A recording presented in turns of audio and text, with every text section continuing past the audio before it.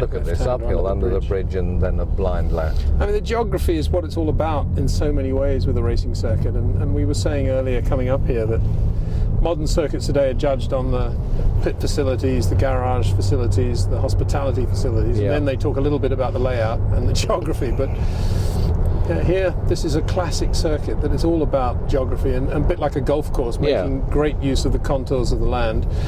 As Bob was saying earlier, a bit too hilly for a golf course probably, but at least they made this wonderful... That's a mercy. It wouldn't, apart from anything else, it saved it from becoming a golf course, unlike Bridgehampton.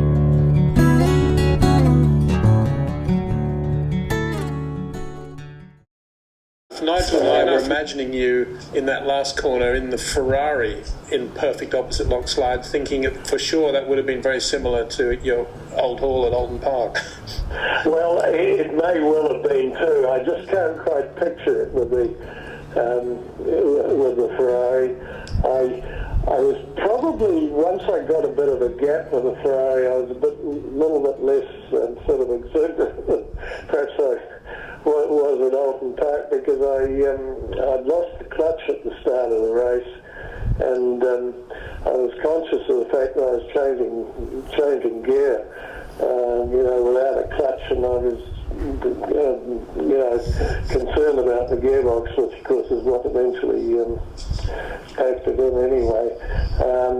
So I was, once I got a bit of a gap, I did sort of perhaps curb my enthusiasm a bit, but it was a sort of circuit, and I think it probably sums it up. It was a sort of circuit that you really wanted to drive hard all the time. I always had that feeling at a place like Claremont as well, and I guess Spa to a degree too. But it was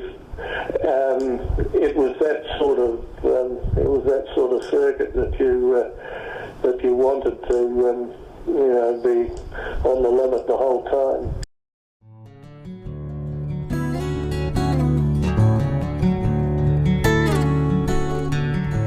Hills and valleys here were really developed by glacial action, and the evidence of that is that there's a great residue of material that is a result of the glaciers. It's sand and stone, and it runs through the whole area. A lot of pine trees here, a wonderful place to be.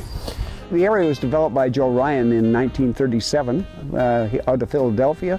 He and Lowell Thomas came up here and were guests across the lake at Grey Rocks, and they went up on top and they said that this has to be a ski area. Lowell Thomas promoted the area, and in 1937 they installed the first chairlift in Canada, concurrent with the lift installed at Sun Valley, Idaho. Peter was a great guy. He was a national ski team, a grade A student, went to school locally in St. Agathe, lived over at the base of the mountain, and started racing with Lotus cars, and was really quite successful. Actually beat one day at Stirling Moss in a similar car to win the Canadian Grand Prix in a Lotus 19. A friend of mine in California owns that car, and it was great to see that car again. You've told us a couple of times that you met Dan Gurney here by a tree. Just tell us a little bit about that. It was after a practice session, and across the way from here is an old garage, and Dan had his car in there, and he was just taking a little rest underneath the tree, and I went over and had a little chat with him. I didn't see him again until 2007 down in Newport, Rhode Island at a concourse. What a wonderful man. What a wonderful man. Well, there we are. What a day. Lovely to see Nigel Roebuck up there and other friends. Colin Bach was with me, Rob McLennan, and all the guys at Mercedes who were there for the day doing their driver academy. Good stuff. Love the place. The reason we don't see Saint-Jovite signs anywhere apparently is because of the change in taxation laws of the area. Money again. And because it was more efficient for Saint-Jovite to become part of Mont Tremblant from a state tax point of view, or something like that, they kind of abolished the name Saint-Jovite. There's one tiny little village somewhere, a hotel with a Saint-Jovite name on it, but that's about it. It was lovely seeing the local village and some of the old hotels, one of which doesn't exist anymore, but the sign's still there, and where the drivers would have stayed and hung out.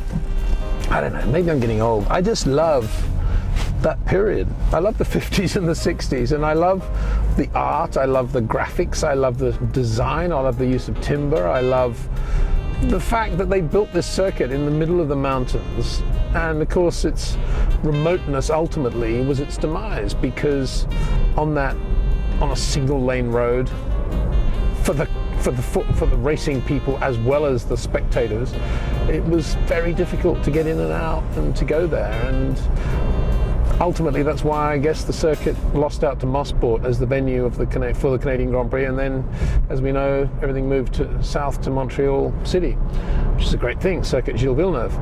But sad that such a wonderful circuit isn't used or wasn't used more, really, and but glad to have been there. I'm picturing in my mind as I drive back, Bruce or Denny or any of those guys really, Dan, Oliver, Redman, going through turn 1 over that blind brow, breaking up into that tight left-hander under the tunnel, flat out down the straight there over the jump. Even though several cars have already got airborne, they're still saying flat with their right foot. Motor racing, incredible. Incredible actually, there were no fatalities at Saint-Jovite. I don't say that lightly, because it was lots of things to hit there, and there were some huge accidents, and yet there weren't. I don't know, it says something about the wholesomeness of the circuit perhaps, and maybe it's deeper than just pure chance and luck. Anyway, heading back down south now to the busy, slightly sordid world of Montreal. I do love Montreal, but I think it's changed a little bit over the years, and it's got a little bit more, what's the word? Tacky is not the right word. It's inappropriate to say tacky, but that's what I kind of feel about it up here in the mountains, and I see a circuit like Saint-Jovite. So thank you, Saint-Jovite. Thank you, weather. Thank you, mountains. It's been a wonderful day.